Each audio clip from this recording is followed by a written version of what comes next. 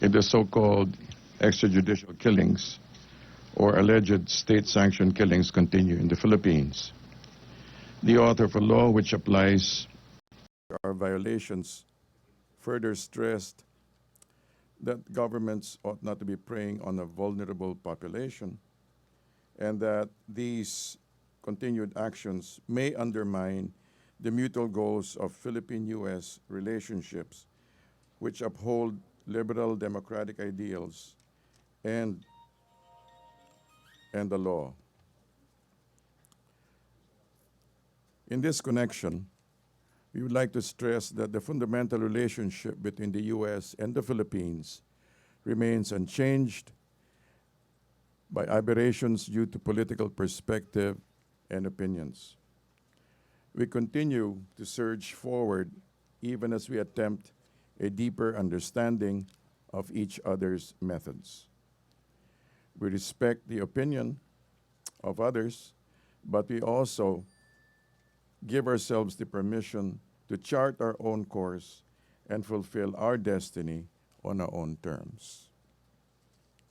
We'd also like to stress that extrajudicial killings is not state-sanctioned and that the Philippines remains committed to human rights, the rule of law, and to democracy. The Philippines has not veered away from these basic principles despite the strong stance of the President. The drug problem in the Philippines itself is so pervasive that it undermines the human rights of the people and the rule of law. The Philippines is steadfast in its commitment to international covenants on HR, of which it is a signatory. Civil and political rights continue to be enjoyed by all Filipinos, and press freedom continues in spite of the apparently over negative emphasis that it places against the drive over illegal drugs.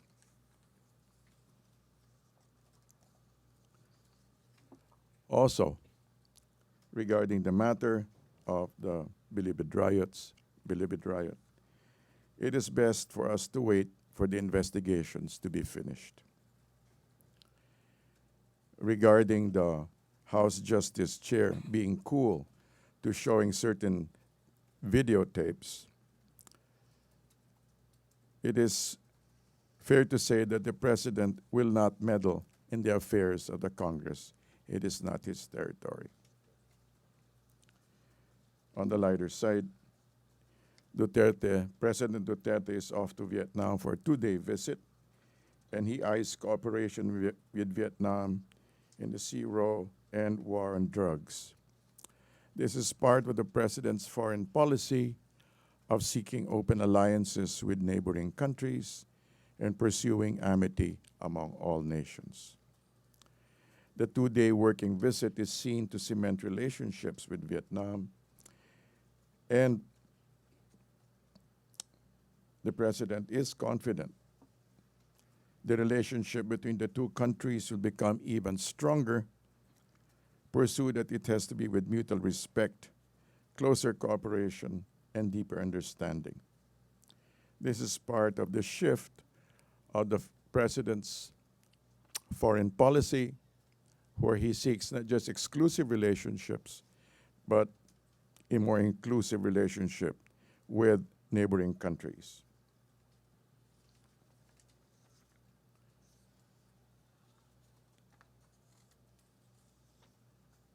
Regarding the desire of Mr. Miswari to ask for amnesty for Abu Sayyaf, the President has said there will be no negotiations with the group. Also, as a last point, it is safe to say, according to ADB economist Chongvi Lavian, that the current weaknesses of the peso is mainly due to speculations on the possible increase of Federal Reserve rates.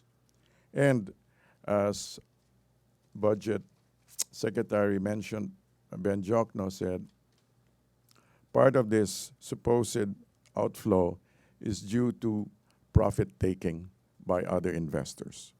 Thank you very much. We'll be open to a few questions. Yes, sir.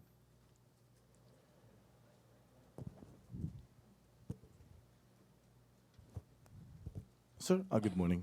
Sir, on the Philippine-U.S. relations, what's your basis on actually saying that the U.S.-Philippines relationship and ties unchanged, considering with the latest now pronouncement of the President that he no longer continue with the Balikatan exercises and this October war game would be the last?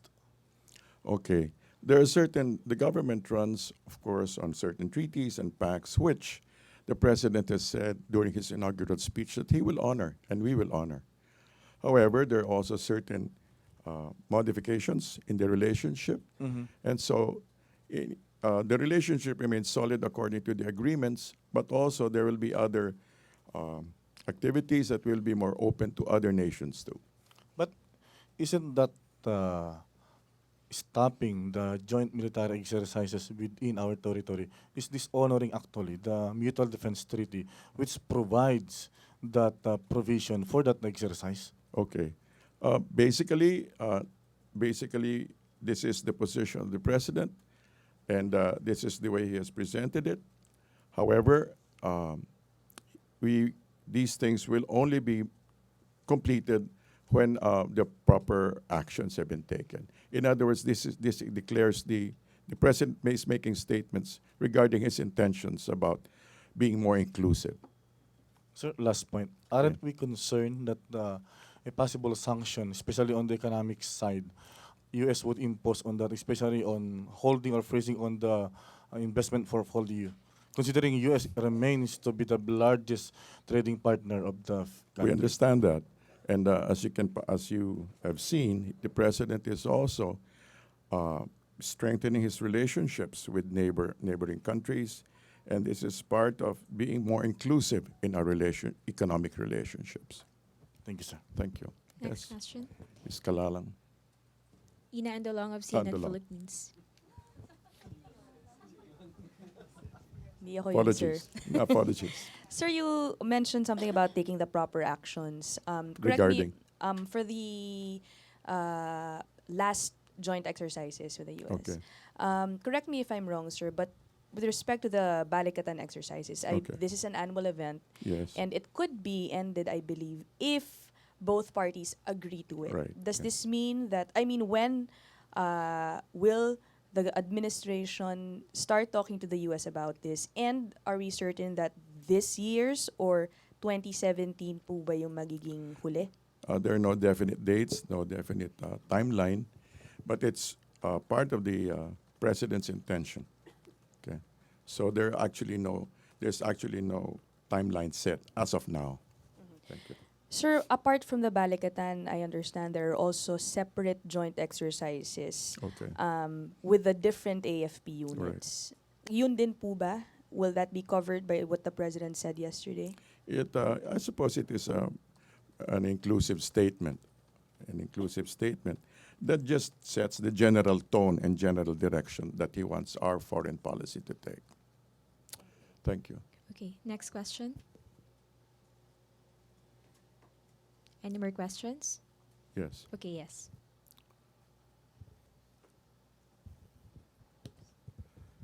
Sir, dun sa issue ng ENDO o ng end of contract, Secretary Judy Tagiwalo of the DSWD mentioned that there are about 23 or so thousand workers within DSWD are either casual or contractual.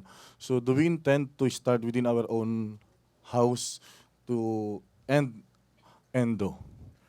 Definitely, the intention is such. However, we are not privy yet to the actual steps that they will take. But definitely, this is something that we would like to address even within our own backyard. Yeah, so Thank we can rightfully assure our co-workers in the government who are still casual and contractual to be made permanent. I don't know about the word assure, but we can assume that that is the intention. Thank you, sir. Thank you. Next question, please. Yes, Ms. Rosalie Cos of UNTV. Good morning, sir. Morning. Hingi lang po namin yung reaction nyo regarding po sa statement na sinasabi na unfortunate po yung foreign policy ni Pangulong Duterte. Kahit na sinasabi nyo po at ni Secretary Yasay na we are pursuing amity with all nations, but the President is making harsh statements against EU and the US. So what is the question? Reaction po dun sa statement na sinasabi ng Sino iba nagsabi na, ng statement? particularly po Secretary, Foreign Affairs Secretary, former Foreign Affairs Secretary Albert Del Rosario. Okay. Well, he is welcome to his own perception. However, we need to bring into consideration the particular policy that the president is bringing us into. He is actually, in a sense, is really bringing a shift in the direction. So,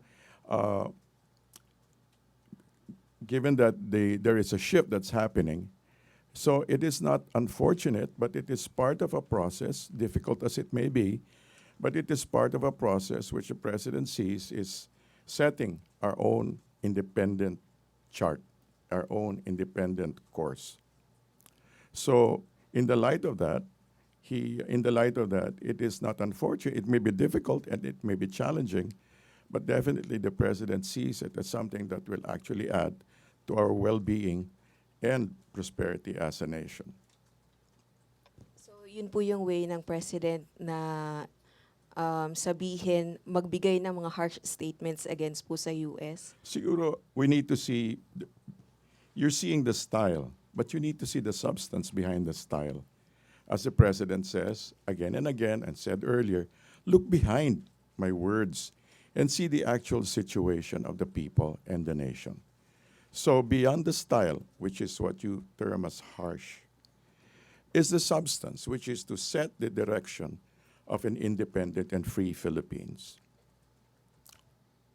Thank you, sir. Any more questions? Yes.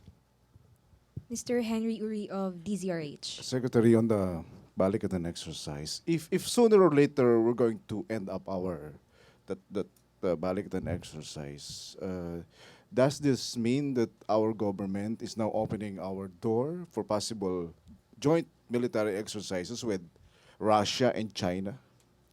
I cannot speak for that. That is already policy. But all I can say is that the president at this stage is saying that we're moving from an exclusive relationship with the U.S. into a more open relationship with others. But I'm not saying that it will lead to joint efforts with others. So hindi pa ho napag-uusapan yan? Hindi pa po. Okay. Next question, Anything please. else? Yes. Sir, dun sa, on the issue of former Pangasinan Governor Espino, sir, can you categorically say, just to clear the suspicion of the public, especially in the social media, that there is no deal or whatever convenient or political expediency consideration, that's why the name Amado Espino was removed or cleared by the president from the drug list? If you say categorically, I cannot actually say that it was made as a political convenience. No, there was no political accommodation. As far as I know, and as far as we all know, there is no political accommodation. But definitely, if I know the character of the president, there was no such thing. Sir, also, there is this sentiment that if you have the channel to talk personally with the president, if you are in a position, for example, the case of Espino, when he has this personal dialogue with the president before he was cleared, you can easily do that, and you have the chance to explain yourself and be cleared. How about daw yung they have no access to talk personally with the president, to explain themselves for due process? I don't have any opinions about that. But definitely, if it happened that a particular personality was cleared, it is, I'm sure, based on facts that have been made available to the president. Thank you, sir. Thank you. Just to clear. All right. Next question. Tricia Macas of GMA News Online. Hi, sir. Excuse me. Yes, go ahead. Sir, the president apologized for some lapses in the narco list. Can we still trust his narco list? Come again? He apologized because there were lapses. So, is there a chance that the other names he announced are not really into the trade, the illegal drugs trade? Maybe more than trusting the list, let's trust the president. I mean, after all, he has publicly said, I made a mistake. I apologize. I'm sorry. You know, what more can you, instead of just saying, would you rather have him just flood on and say, it's okay, it's okay. But actually, there was a mistake. The point is, I think, the one that we trust is not so much the list, but the president himself, who has the actual humility to be able to accept that he made a mistake. Thank Sir, you. another question Yes. and another topic. The president the other day said that Filipinos should sacrifice a little bit. When I'd like to quote him, why I'm asking the Filipinos in the coming days kung totohanin talaga ng Amerika, I'm going to ask you to sacrifice a little bit. But by next year would have entered alliances with so many countries. What does he mean by that? You sacrifice a little bit. I think it's in connection with the other question earlier. What would happen to the Philippines if, regarding if the U.S.-Philippine relationship was sufficiently disturbed so that investments were removed? I believe that our relationships go deeper than that. However, given the fear, he was asking, would the Filipinos believe enough in the nation to set a course, to set an independent course in spite of economic difficulties, if and when it should happen? He's not saying it will, but he said if and when it should happen, would we be willing enough, would we be patriotic enough to stand behind the Philippines in declaring an independent foreign policy? Thank you. Okay, any more questions?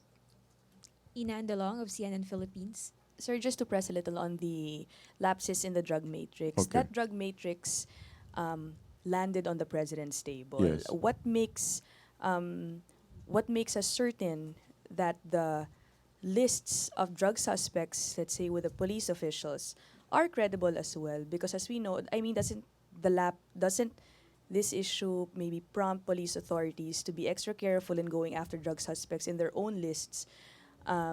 Because of possible lapses there as well. Okay. Especially dahil, as we know, in their operations, marami pong who end up being killed. All right. So your question? Doesn't this problem prompt maybe police officials to be extra careful in going after drug suspects in their Yes. own lists? Yes. Because there may be lapses there. Kung nagkaroon ng problema po dun sa nakarating na matrix sa presidente, paano po sa kanila, lalo na't sa operations nila marami pong namamatay o namapatay. As the president said, at the end of the day, he makes the call. Right? He makes the call. So, definitely, it will make the personnel, the police personnel, prompt them to be more careful. However, at the end of the day, as they said, it is the president who makes the final announcements on the list. Okay, so regarding the list and regarding the police activities, I think there's a difference there. They will have to pursue what they feel is right on the ground level, and the president also made his own options and choices regarding the announcements, and that is also his call. So these are two separate things. Okay. Any more questions? Okay, last question maybe. Last question.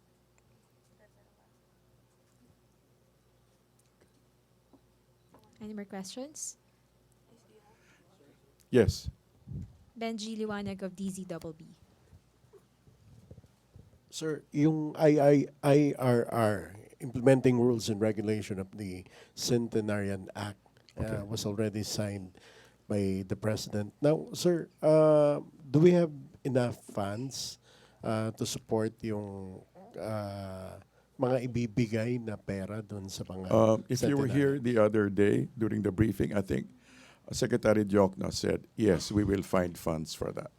That would be for next year. How about, sir, next month, October 7, will be, I think, grandparents or elders Okay. month for them.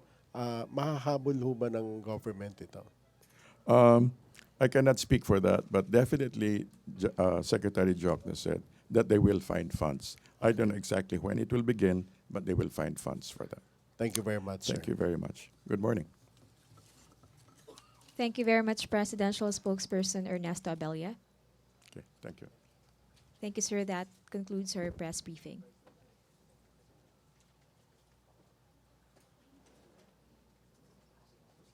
Wala.